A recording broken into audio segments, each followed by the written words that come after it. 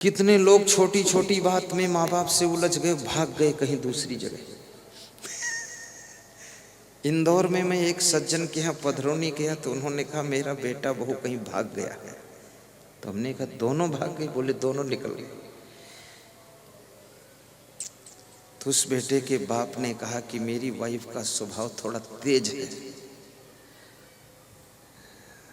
तो मैं तो कुछ बोला नहीं। तो उनकी वाइफ ने कहा कि तेज क्या है, ये सब बहुत गलत काम करते तो तेज हो नहीं पड़ता। तो हमने कहा भाग गए तो दुखी क्यों? बोले दुखी इसलिए हैं कि उनसे मोह छूटा नहीं।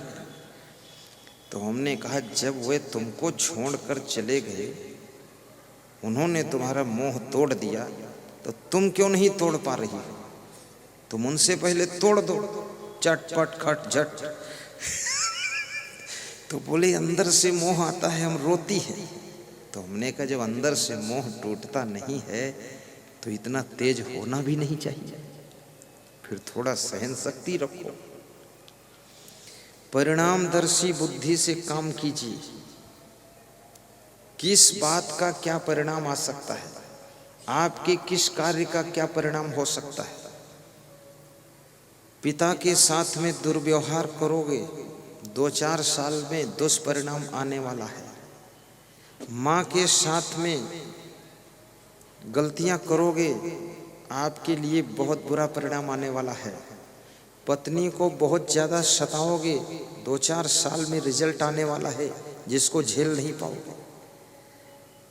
पत्नी की बात बिल्कुल नहीं सुनोगे तो कोर्ट में तुम्हें जज की बात सुनना पड़ेगा, फिर रिजल्ट आने वाला है, सावधान। छत्तीसगढ़ प्रदेश में एक सज्जन के यहाँ पधरौनी गया, बहुत बड़े आदमी थे वो, 4-4 हजार मकान बनाकर बेचते हैं। अब बड़े हो चाहे छोटे हो, हमको तो जो बुलाता हम चले जाते हैं।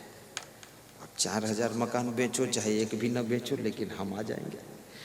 तो मैं गया तो उनकी वाइफ ने कहा जरा इनको समझा दीजिए। तो मैंने उसको गंभीरता से नहीं लिया, इतना प्रपंच करने का टाइम भी नहीं, तो हम चले आए। 2 साल बाद फिर मिली तो बोले इनको समझा दीजिए। तो हमने सोचा मैटर है क्या। मैटर ऐसा था जो हमसे कह भी नहीं सकते। फिर भी मैं कुछ उसमें ज़्यादा नहीं कर सका, साधारण समझाया। 5 साल के बाद रिजल्ट आ गया। उनकी पत्नी ने उन पर कोर्ट केस लगा दिया, घर छोड़कर मायके चली गई। झगड़ा शुरू हो गया। उसका पति भी बड़ा खिलाड़ी था, मुझको फ़ोन किया 6 महीने झगड़े के बाद। सब हो गया कि गुरुदेव पधरौनी चलना है आपको एक जगह। हमको पता भी नहीं। पधरौनी लेकर गया ससुराल में। वहाँ जब मैं पहुँचा तब उसका साला उसको मारने दौड़ा झापड़ लेकर कि मारूंगा साले को, ऐसे बोला। तो मैंने कहा साला तू है कि साला ये है? बोले अभी तक मैं था, अब ये साला। और ससुर भी झापड़ उठाकर दौड़ा कि मारूंगा दामाद को। 4-4 हजार मकान बनाकर बेचने वाले पर ससुर और साले झापड़ उठा रहे। और उसकी पत्नी वहाँ बैठी देख रही। तो मैं उठकर खड़ा हुआ। हमने कहा यार हमारे सामने ही अगर मार दिया तो वो ये तो बहुत गलत जगह ले आए बिना बताए। तो मैंने संतों से कहा तुम बाहर हो जाओ, जो कुछ मार कूट हो हमारे सामने हो, लेकिन तुम बाहर हो जाओ। मंडली को बाहर किया, ठंडा किया बड़ी मुश्किल से। 1 घंटे समझाया, ज्ञान दिया, मामला साइलेंट हुआ। उस दिन पहली बार उसने 3100 रुपया दान दिया, नहीं तो बस थोड़े दान देता था। अगर वो साला लोग झापड़ ना उठाते तो वो भी नहीं मिलता वो मिला। बड़ी दूर तक विदा करने आया। मैटर तब वहां खुला। मैटर क्या मैटर था? वो पेट्रोल पंप का मालिक भी था। अपनी पेट्रोल पंप से 3 लीटर पेट्रोल चुरा कर एक मुस्लिम लड़की के घर देने जाता था। उस मुस्लिम लड़की को अपने यहाँ सर्विस में रखा था और उसके साथ में गलत संबंध कर लिया। और पत्नी इस बात का विरोध करती थी, मानता नहीं था। तो मायके जाकर कोर्ट केस कर दिया, दिमाग ठिकाने आ गया। फिर बहुत मुश्किल से मैंने कहा उस लड़की को नौकरी से छुट्टी दो, जो तुम्हारा मैनेजर है उसको नौकरी से निकालो, और जितने इस सर्कुलेशन में जुड़े हैं उनको सबको गेट आउट करो, अन्यथा आपकी दुर्दशा होगी सलाखों के पीछे, ये समझ लेना। तो खैर उसके समझ में आ गया तो सब ठीक हो गया। जिस महिला के साथ तुम विवाह करते हो उसको धोखा दे करके दूसरी महिला से कृपया संबंध मत कीजिए। सभी महिलाओं को हाथ जोड़कर नमस्कार कीजिए। माँ बहन बेटी का दर्शन दूसरी महिलाओं में कीजिए। मन को पवित्र रखिए। उलझन वाला काम क्यों मचा रहे हो? क्योंकि आपकी वाइफ ने अपने माता पिता भाई बहन सखी सहेली को त्याग करके तुम्हारे लिए वो पति चुन करके वो आई है, तो कम से कम तुम भी थोड़ा सा संयम से रहो। मांस मछली अंडा नशा शराब मत लीजिए। दारू पी करके अपनी वाइफ को गाली मत दीजिए। घर की उन्नति कीजिए। उनके रहने के लिए अच्छा रूम बनाइए, अच्छा मकान बनाइए, चलने के लिए अच्छी गाड़ी लाइए। ये दारू पी पी कर पान तम्बाकू पुड़िया खा खा कर पैसा बर्बाद मत कीजिए। अपने मुंह को भी थोड़ा साफ सुथरा रखिए। जिस समय शादी होना था उस समय मुंह को बहुत साफ सुथरा करके मेकअप करके और दांत वाँत साफ करके फोटो खिंचा कर और दिखा कर और शादी तो कर लिया। अब ये भूत बने घूमते हो, तुमको अकल है? थोड़ा शुद्ध रहो। हाँ, ये तो ऐसे हो गया जैसे पुलिस में भर्ती होने के पहले पुलिस के लोग बहुत व्यायाम करते हैं, लंबी दौड़, ऊंची कूद, लंबी कूद सब लगाते हैं, और एक बार भर्ती हो गए तो फिर पुलिस के लोगों का शरीर फिटनेस कहाँ रहता है? 1.5 कुंटल के वजन थानेदार घूम रहे हैं। हाँ, वो बदमाश को पकड़ पाएगा? खुद ही गिर जाएगा नीचे। हाँ, इसलिए पुलिस लाइन में हर वर्ष फिटनेस परीक्षा होनी चाहिए, बॉडी की फिटनेस। हर वर्ष जब फिटनेस की परीक्षा होगी तो संभल कर थोड़ा खाएंगे और व्यायाम करते रहेंगे। क्योंकि बदमाश अगर दौड़े तो पुलिस का मतलब है उसको रपटा के पकड़ सको। अब तुम रपटाओगे क्या जब तुम इतना भारी खुद हो गए हो, पेट भी बहुत बड़ा हो गया है। फिटनेस रखना जरूरी है। ऐसा बहुत सारा काम है। शरीर को ठीक रखो, साफ सुथरा रखो, अच्छे रहो और गुणवान बनो। एक सज्जन कह रहे थे कि मैंने जो फोटो देख करके विवाह किया और जब पत्नी आई तो उसमें कुछ दूसरा ढंग दिखा। तो हमने कहा तो फोटो को माथे से लगा लिया करो, धन्य है फोटो। तो बोले वो तो मेरी पत्नी ऐसी गुस्सा करती है, खाना भी नहीं बनाती है और दिन में भी सोती है और रात में भी सोती है और सुबह उठती नहीं है, झाड़ू नहीं लगाती है, और कहता हूँ तो नाराज हो जाती, सिर दर्द बताती है। समझाओ तो सिर दर्द और ना समझाओ तो सोती। अब क्या करूं?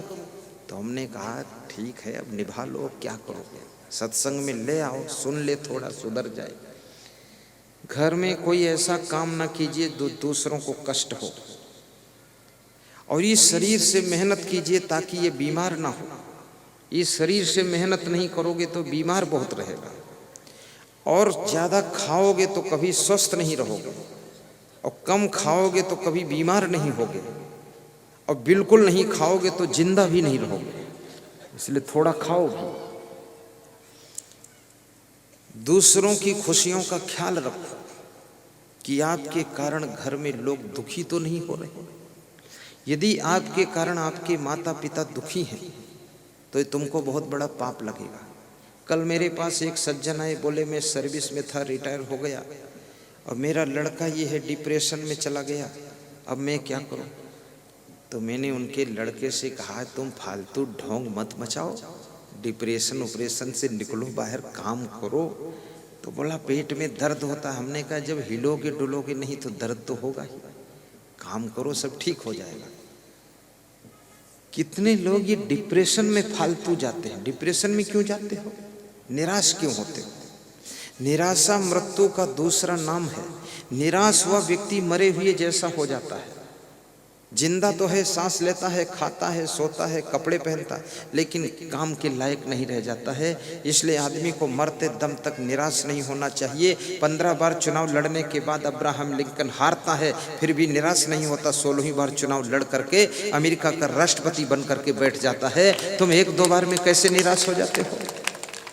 अगर सर्विस नहीं मिलती है, नौकरी नहीं मिल रही, इसका मतलब क्या है? अब तुम खुद ही ऐसा काम करो कि 10-20 नौकर रखो। नौकरी नहीं मिली तो मालिक बनो, फैक्ट्री लगाओ, कुछ बड़ा काम करो, हिम्मत रखो, रिस्क भी लो, घबराओ मत। पति पत्नी हिल मिल कर काम का डिसीजन लो। अपने बूढ़े माँ बाप को दुख मत दो। ये बूढ़ी हड्डियां, इनको पीड़ा मत पहुंचाओ, प्रेम से रहो। कभी कभी माँ बाप के पैर भी दबा दिया करो कि आपके पैर दर्द करते होंगे, क्योंकि आपका शरीर ये माँ बाप के शरीर का ही टुकड़ा है। ये उनकी सेवा के लिए टुकड़ा मिला है आपको। और ऐसा कोई नशा व्यसन मत करो जिससे माँ बाप का मन व्यथित रहे। अच्छे इंसान बनो, अच्छे पुत्र बनो, अच्छे पिता बनो, विशेष क्वालिटी की पत्नी बनो, विशेष क्वालिटी की सासू बनो। सासू का दिल बहुत विशाल होना चाहिए। 3, 4, 6 बहुएं सबको संभाल लीजिए और सबको निभा लीजिए। सब अलग अलग स्वभाव की होंगी, सबको सेटिंग बिठा लीजिए। ध्यान रखना, मधुमक्खियाँ संगठन में रहती हैं तो उनके सामने हाथी भी डरता है, हाथी भी डरता है।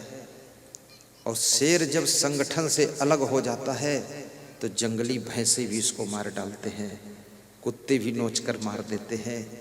इसलिए संगठन में जो सुख है, संगठन में जो सुरक्षा है, वो कहीं और नहीं है। भाई भाई, देवरानी जेठानी, माता पिता, पुत्र पुत्र, सब मिलजुल करके रहो। कभी बंटवारा की स्थिति आ जाए, हंसते हंसते बंटवारा कीजिए, लड़ाई झगड़ा मत कीजिए, और बंटवारा भी बहुत विवेक से कीजिए।